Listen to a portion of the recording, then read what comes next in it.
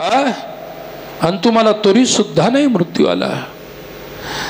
भीष्माने सांगितलं, अर्जुन तुला असं वाटत असेल की तुझ्या बाणानं द्रोण मेला, म्हणजे याचा अर्थ नाही की तुझ्या हातात माझा मृत्यू आहे। या भ्रमामध्ये राहू नकोस, तुझ्या हातात माझा मृत्यू नाही, माझा मृत्यू मी माझ्या मुठ्ठीमध्ये ठेवलेला आहे। स्वतःचा मृत्यू स्वतःच्या मुठ्ठीत ठेवण्याला सामर्थ्य लागतं, कोणी हे करू शकत नाही। मग तुम्ही मुठ्ठीमध्ये कशाला तो मृत्यू ठेवला आहे की नाही? एक तर चांगले होणं आमच्या घरी राहा, इथं झोपण्यात काय अर्थ आहे? सांगितलं अर्जुन, इथे जो आनंद आहे तो तुझ्या राजभवनामध्ये सुद्धा नाही, आणि मी राजभवनामध्ये राहिलोच नाही, लक्षात ठेव। मला राजभवनाने मोहित केलं नाही काय? बर मग तुला सांगू का कशासाठी थांबलो? काळ बिचारा रोज प्रार्थना करतो, सकाळी उठला की माझ्या दरवाजात माझ्या समोर येऊन उभा राहतो, माझा स्वीकार करा। कशासाठी? मृत्यू याच्यासाठी भीष्माचार्यांना म्हणतो माझा स्वीकार करा। तुम्ही जर माझा स्वीकार केला तर मी मृत्यू सुद्धा पावन होईल, मृत्यूला सुद्धा मांगल्य येईल। म्हणून साधू ज्यावेळी मृत्यूला स्वीकार करतात त्यावेळी मृत्यू सुद्धा पवित्र होतो। अपवित्र कशाने झाला? तुम्हाला मारून मारून मारून अपवित्र झालेला आहे, म्हणून त्याला पवित्र होण्यासाठी साधूकडे यावं लागतं की मला घ्या, मला माझा स्वीकार करा। मग त्यांनी गुह्य सांगितलं, गुह्य एवढंच आहे, अर्जुन माझा परमार्थ थोडासा शिल्लक राहिलेला आहे। काय राहिलेला आहे? माझा परमार्थ सोडाचा शिल्लक राहिलेला आहे। कारण मरणी दया जे आठवे, तोची तेची गती ते पावे, म्हणून वानावे ऐकावे तेची सदा। मृत्यूच्या वेळी मी संकल्प केला होता की श्रीकृष्णाचं मुख पाहून जीवनाला समर्पित करील मृत्यूला, आणि नुकतं मला तेच मिळत नाही, तेवढं मुख आणून दे माझ्या समोर बस। म्हणून मी मृत्यूला सांगेल की बाबा आता घेऊन जा, आता काही हरकत नाही काय। मग ते श्रीकृष्ण परमात्मा पुष्कळ गोष्टी आहेत त्याच्यामध्ये, म्हणून कधीतरी महाभारताची कथा ऐकली पाहिजे। अरे ते भागवत ऐकून ऐकून कंटाळले की नाही अजून, आहे की नाही? भागवत कंटाळले तर मग ते रामायण सुरू केले, रामायण ऐकून आता त्या ठिकाणी तेही बोथट व्हायच्या मार्गावर आहेत। आता मग शिवपुराण सुरू केले, कोणी देवी पुराण सुरू केले, काय काय पुराण तुमच्या समाजाच्या पुढे येणार आहेत। अजून तर काळ पुष्कळ शिल्लक आहे। विठ्ठला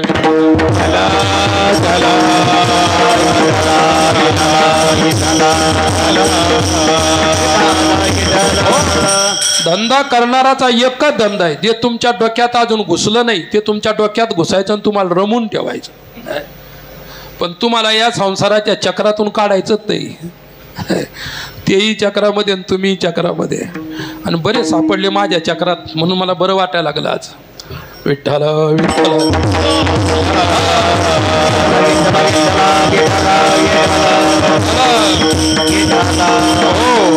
अन्नाच अर्जुनाने श्रीकृष्णाने समोर उभा केला, देवाला एकदा पाहिलं काय? देखो चाहत, सुरदासजीचे शब्द आहेत, विठ्ठला विठ्ठला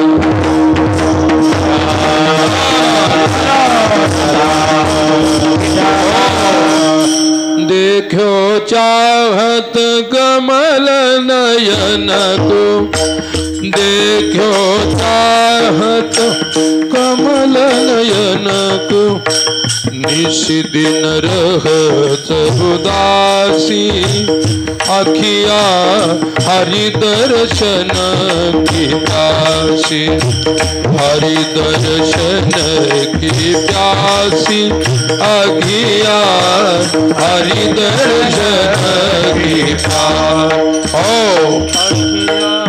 देखो चाहत कमल नयन को, निशिदिन रहत उदासी, अखिया हरि दर्शन की प्यासी।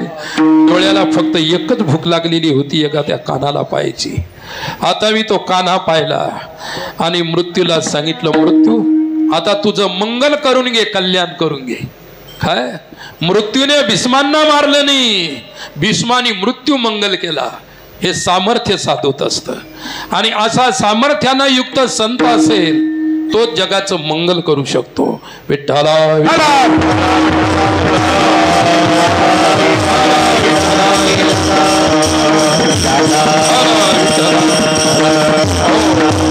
काळ पाठीशी लागला होता. चला आमच्या बरोबर, चला आमच्या बरोबर. भीष्म गेले का? नाही गेले. शेवटी काळ थकल्यानंतर भीष्माने तुलाच मंगल करतो. तसं आपणही अनंत जन्मापासून काळाच्या तावडीमध्ये सापडलेले जीव आहोत आणि त्याच्यामुळे आपल्याला 84 लक्ष योनी भोगत आहे दुसऱ्या चरणासाठी. लक्ष 84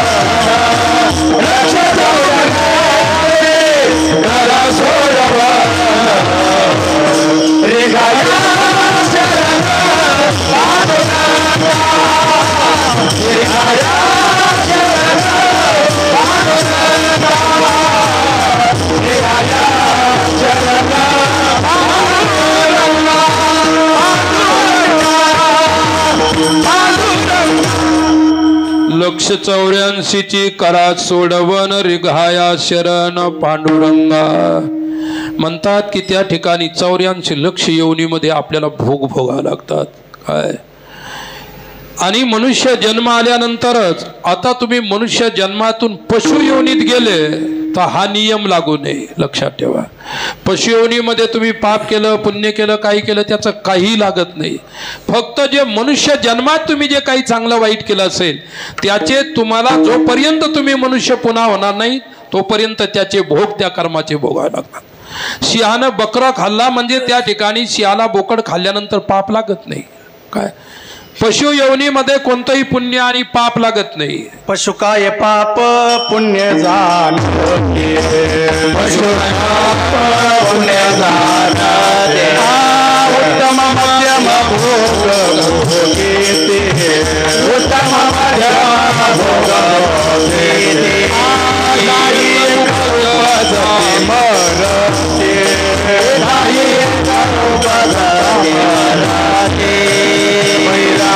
होते पांगुल मोकिरे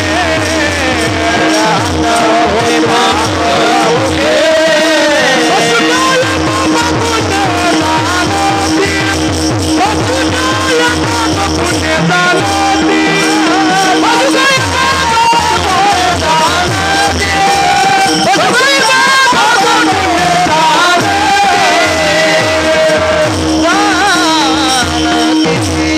पशु काय पाप पुण्य जानकी उत्तम मध्यम भोग भोगिती काही एक उपजता मरती बैरे अंध होती पांगुळ मुखे पशु पक्षी पाप पुण्य कर्म धर्म वगैरे कसल्यालाही जाणत नाहीत। सांगण्याचं तात्पर्य माझं एवढंच आहे की पशु योनीमध्ये तुम्ही जे काही कराल त्याचा तुम्हाला दोष लागत नाही। फक्त मनुष्य जन्मामध्ये केलेल्या ज्या गोष्टी आहेत त्याच मात्र अखंड आणि अहोरात्र समान रूपाने तुम्हाला भोगावे लागत असतात आणि म्हणून ते भोग पुनश्च भोगता येऊ नयेत किंवा भोगायला मिळू नयेत म्हणून रिघाया शरण पांडुरंगा मनवुनी शरण धावे सर्व भावे देवासी सर्व भावे देवासी सर्व भावे देवासी मनवुनी शरण धावे सर्व भावे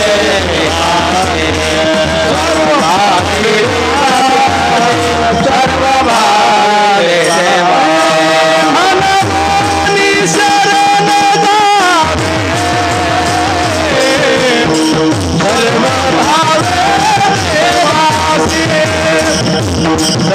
भावे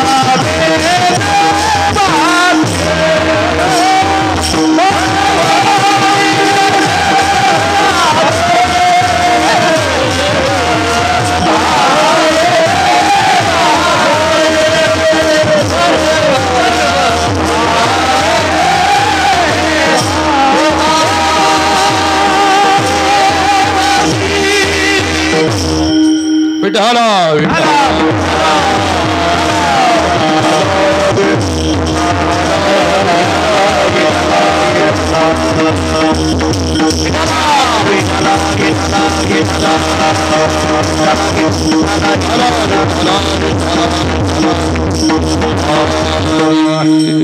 रिघाया शरण पांडुरंगा मनवुनी शरण धावे सर्व भावे देवासी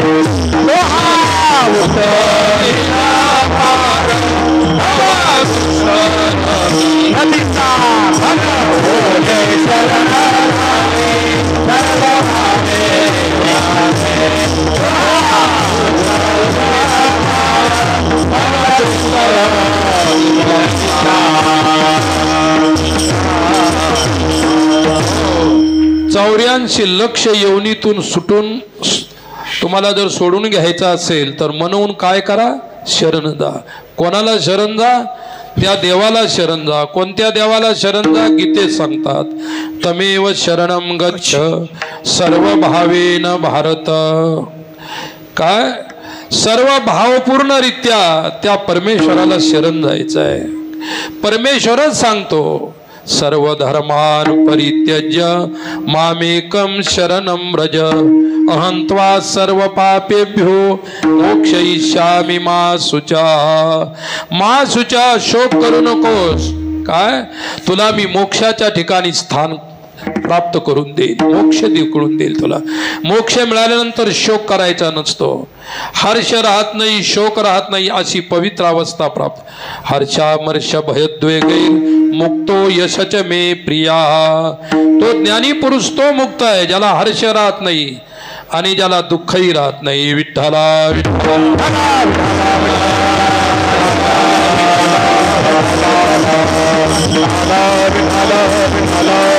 सुख दुःखादी द्वंद्वापासून तो मुक्त होतो, कामक्रोधादी द्वंद्वापासून तो मुक्त होतो आणि त्याला मुक्तीची अनुभूती होत असते। म्हणून त्याच्यासाठी रिघाया शरण पांडुरंगा, पांडुरंगाला शरण जा।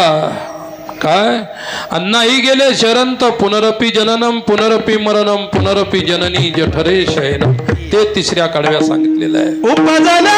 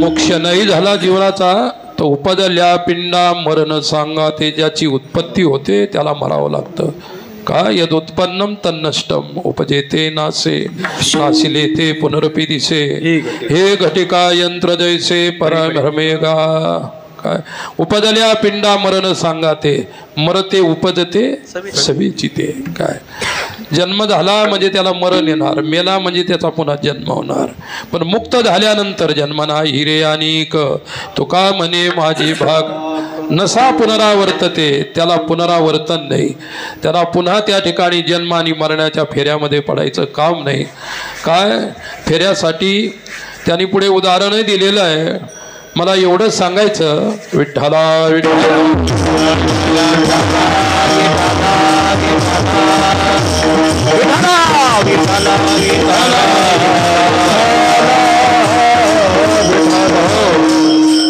वेळ संपलेला आहे कैलासवासी मंदाजी वामनराव सूर्यवंशी यांच्या आज गोड जेवणाच्या निमित्ताने त्यांचे सुपुत्र रामभाऊ मुंजाजी सूर्यवंशी भागवत मुंजाजी सूर्यवंशी शिवाजी मुंजाजी सूर्यवंशी व त्यांचा संपूर्ण परिवार रामभाऊ सूर्यवंशी हे त्यांचे वडील पुत्र वडिलांचं निधन आजारामुळे झालं आजार नसता तर परमेश्वराच्या कृपेने अजूनही ते राहू शकले असते परंतु जन्म आणि मृत्यू त्याच्या हातामध्ये आहे तुमच्या हातात नाही आपण हे कीर्तनाच्या चिंतनातून श्रवण केलेलं आहे त्यांचा निर्वाण म्हणजे त्यांची देवाज्ञा 23/3/2024 रोजी त्यांना देवाज्ञा झाली त्याच वेळी रामभाऊने मला कळालं होतं त्याच्यानंतर सांगितलं की बाबांच्या गोड जेवणाला आपण तारीख द्यावी अशी माझी इच्छा आहे काय तारीखही त्यावेळी मी दिली त्याच्यानंतर पुष्कळ त्या ठिकाणी दिवस लोटले पुढे जगन्नाथपुरी येथे श्रीमद भागवत ज्ञानयज्ञ भक्तांच्या वतीनं आयोजित केलेला होता त्या ज्ञानयज्ञासाठी आम्ही जवळजवळ 550-600 लोक गेलो होतो अति छान आणि सुंदर याच्यामध्ये पुष्कळ मंडळी त्याच्यातली बसलेली आहे त्यांनी अनुभवलेलं आहे पुरुषोत्तम क्षेत्र जगन्नाथपुरी येथे 7 दिवस अतिशय आनंदामध्ये प्रेमामध्ये भक्तीमध्ये सर्व भगवत भक्तांच्या सानिध्यात खर्च झाले त्याचप्रमाणे कथेलाही सुद्धा खूप छान रंग तेथे आला सर्वांचं प्रेम होतं आणि तेथून आल्यानंतर काय ज्यावेळी आम्ही औरंगाबाद एअरपोर्टवर उतरलो आणि 7 दिवस तिथे अर्ध्या लोकांना राहायला एसी होती अर्ध्या लोकांना नॉन एसीमध्ये होतं आहे की नाही नॉन एसीमध्ये मजेत राहिले मस्त पण एसीची सवय नाही आणि बाहेर आल्यानंतर कसं वापरायला पाहिजे हेही ज्ञान पाहिजे आणि ते काही गोष्ट आपल्या हाती नसते जवळजवळ 50 ते 60 लोक आमच्याबरोबर विमानानं होते आम्ही 7 दिवस तिथं सर्वजण एसीच्या रूममध्ये राहिलो कार्यक्रमही सुद्धा एसी हॉलमध्ये मोठा एसी हॉल होता त्याच्यामध्ये झाला आणि तिकडून येताना औरंगाबादला उन्हामध्ये आम्ही सुद्धा उतरलो थोडासा काहीतरी उन्हाचा फटका बसला आश्रमावर आल्यानंतर 4-5 दिवस खूप त्रास झाला ताप खोकला डॉक्टरांना सांगितलं अजून 3 दिवस राहिले डॉक्टरांना सांगितल्याप्रमाणे इतके दिवस बोलायचं नाही आणि मलाही सुद्धा त्या खोकल्यामुळे बोलता येत नव्हतं आतापर्यंत कीर्तन सुरू व्हायच्या अगोदर सुद्धा खोकला होता बालाजी भगवंताच्या मंदिरात गेलो म्हटलं फक्त आता सेवा होईपर्यंत खोकला येऊ देऊ नको काय ऐकली त्यांनी आमची गोष्ट नाही तर मला 5-5, 6-6 मिनिटानं म्हणून मी पाणी तयार ठेवलं होतं की खोकला येत होता. भगवान बालाजीच्या कृपेनं काही खोकला वगैरे काही नाही आला आणि त्यांची कृपा आहे. परंतु रामभाऊचं सुद्धा हे प्रेम आहे. काय मुलं जन्माला यावीत, पुत्र जन्माला यावीत, परंतु खरोखर रामभाऊ सुद्धा त्याच्यामध्ये एक पुत्र आहेत किंवा एक मुलगा आहेत. आपल्या वडिलांच्या आईवडिलांच्या पोटी येऊन काय वडिलाविषयी ते जोपर्यंत होते तोपर्यंत नेहमी सांगायचे, बाबा वडिलांना सुखासुखात मूर्ती आला पाहिजे, सुखानं त्यांचं जीवन शेवट हे झालं पाहिजे. आमचे दिवस सुखात आले, वडिलांचे दिवस सुखात आले, ते काही दिवस जगले पाहिजे. काय भावना चांगली आहे, श्रद्धा चांगली आहे, पण मृत्यू किंवा जन्म कोणाच्याही हाती नाही. तरी सुद्धा तुमचं कर्तृत्व तुमच्या वडिलांनी पाहिलं. तुम्ही जे काही चांगलं केलं असेल ते तुमचं चांगुलपण त्यांनी पाहिलं आणि ते चांगुलपण पाहूनच ते तुम्हाला सोडून गेले. काय कुळी कन्या पुत्र होती जे सात्विक, तयाचा हरी वाटे देवा. देवालाही वाटे, पितरांनाही वाटे, जाणाऱ्यांनाही सुद्धा वाटे. तुम्ही जे काही वडिलांची सेवा केली असेल, त्यांच्याबरोबर पवित्र भावना ठेवल्या असेल, श्रद्धा भक्ती ठेवली असेल, त्याचं फळ जरूर तुमच्या वैकुंठवासी पूजनीय पित्याला तर मिळणारच आहे. आणि ज्यांच्या गोड जेवणाला कीर्तन, ज्ञानदान, अन्नदान होते, जरूर त्यांना त्या ठिकाणी सुख जिथेही असतील, स्वर्गात असतील, वैकुंठात असतील, जिथेही असतील, तिथे त्यांना सुख आनंद झाल्याशिवाय राहत नसतो. म्हणून आज रामभाऊची इच्छा होती, आम्ही तिकडे कार्यक्रम ठेवला, त्यांचंही नाव होतं आणि मराठवाड्यामध्ये सर्व भक्तामध्ये तेही सुद्धा सर्व मुख्य भक्तामध्ये एक मुख्य भक्त होते. यायची इच्छा होती. बाबांचं असं झाल्यामुळे आता मी काय करू. अहो म्हटलं रामभाऊ तुमचं येणं इतकं उत्तम आहे, काय तुम्ही तिचं वडिलासाठी त्या ठिकाणी श्रीमद भागवत श्रवण करा आणि त्या श्रवणाने जरूर तुमच्या श्रवणाने त्यांना मोक्ष मिळाल्याशिवाय राहणार नाही या म्हटलं. आणि रामभाऊचा असं आहे, काही करायचं असेल तर एक शब्द विचारत असतात आणि त्यांनी अशा प्रकारचं विचारलं. 7 दिवस ते आमच्याही सोबत होते. काय आणि वेगवेगळ्या भक्तांच्या द्वारे तिथे पंक्ती होत्या. 1 नंबर मराठवाड्याची पंगत झाली. काय याची पंगत असते? रसाची पंगत. एक नाही रोज भजे भाज्या झांडाया कुरड्या सर्व केलं. इच्छा होती एक नाही रसाची पंगत. सर्वांनी त्या ठिकाणी पैसा जमा केला जेवढे भक्त होते आणि सर्वांच्या वतीनं अतिशय उत्कृष्ट असं तिथे अन्नदान. भगवान जगन्नाथालाही सुद्धा त्याचा रोजचा नैवेद्य लागत होता. काय आणि त्या नैवेद्यातूनच अशा प्रकारचं त्या ठिकाणी सर्वांना प्रसाद मिळायचा. म्हणून मराठवाडा अन्नदान करणारी भूमी आहे. काय आणि त्यांनी अशा प्रकारची आणि रसाची इच्छा जास्त रामभाऊची एक दे. बाके बिहारी श्रीकृष्णालाही रस खाऊ घातला म्हणजे जगन्नाथालाच खाऊ नाही. म्हटलं करा सर्वजण विचार. सर्वांनी विचार केला, सर्वांच्या विचारातून ठरलं. पण दाट इच्छा आंब्याची त्यांची होती. काय कुठून कुठून आंबे आणले. हापूस आंब्याचा रस आहे की नाही. हापूस म्हणजे 1 नंबरचा आंबा असतो, त्याचा रस खाणारे म्हणजे काय बाबा बेसनासारखाच रस केला होता. काय नाही तर कोईन काताडे चोळून चोळून रस कसा असतो मग तो आहे की नाही. त्यात मीठ टाकून तो चोळून तसे चोळत नाहीत आहे की नाही. आणि तुमचं काय संसारी लोकांचं चोळाचोळीच असते, दुसरं काही नाही आहे की नाही. परंतु म्हणलं अरे बाबा तीर्थावर आहे रस, ते सांगायचंच काम नाही पडलं. असा रस केला बेसनासारखा. आणि मलाही तिथं सर्दी पडसं झालं आणि ती मला आणला रस, मी दाबून खाल्ला. सर्दी पडसंच गेलं माझ्या रसानं. म्हणलं काय मराठवाड्याच्या रसामध्ये जादू आहे बा आहे की नाही. तर अशा प्रकारची गोष्ट आहे. सर्व आनंदी आनंद आहे.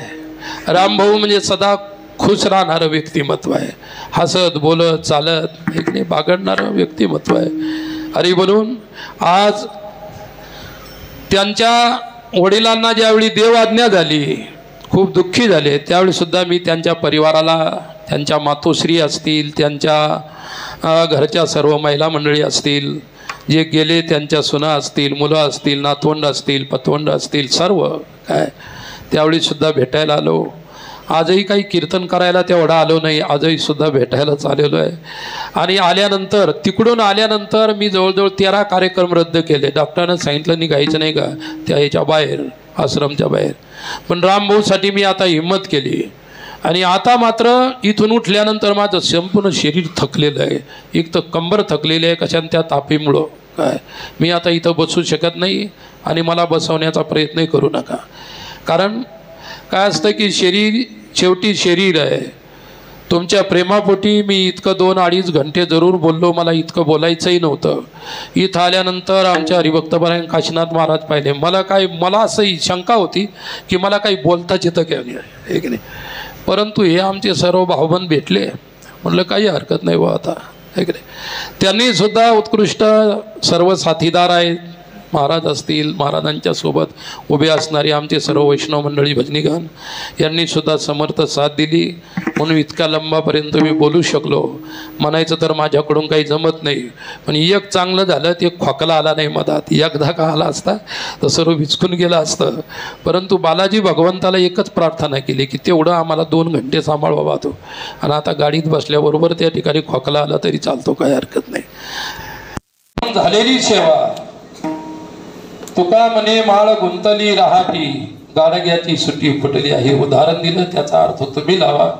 म्हणून ज्यांच्या निमित्ताने आज गोड जेवणाचे हे अशा प्रकारची कार्यक्रम म्हणजे कीर्तनरूपी सेवा झाली. पांडुरंगाच्या चरणी एकच प्रार्थना, हे भगवंता पांडुरंगा, ज्यांच्या निमित्ताने ज्यांच्या सुपुत्राने परिवाराने हा कार्यक्रम आयोजित केला, अन्नदान आणि ज्ञानदान घडलं, त्या परमात्म्याला अर्थात कैलासवासी मुंजाजी वामनराव सूर्यवंशी यांच्यासाठी पांडुरंगाच्या चरणी एकच प्रार्थना आहे. ते गेले, पण गेल्यानंतर आता सदैव तुझ्या चरणापाशी त्यांना वास दे. एक नाही, त्यांना पवित्र आत्मगती दे, परमात्मगती दे. त्यांच्यासाठी एवढीच प्रार्थना. परिवाराने आपल्या वडिलांना त्या ठिकाणी अनुसरून एवढं मोठं काही हे कार्य केलं, त्या परिवाराला सुद्धा आशीर्वाद देतो की आई वडिलांचा सदैव आशीर्वाद तुमच्या पाठीमागे परमेश्वराचा राव होई अभिलाषा करतो. झालेली सेवा पूर्ण करत आहे. आजच्या सेवेसाठी आदरणीय पूजनीय श्री श्री रामनरेश त्यागीजी महाराज यांची सुद्धा पावन उपस्थिती इथे लाभलेली आहे. हरिभक्तपरायण माऊली महाराज मुडेकर सुद्धा येणार आहे. काय आनंदाची गोष्ट आहे. साधू संतांच्या कृपा छत्राखाली असणारा हा कार्यक्रम संपन्न झाला.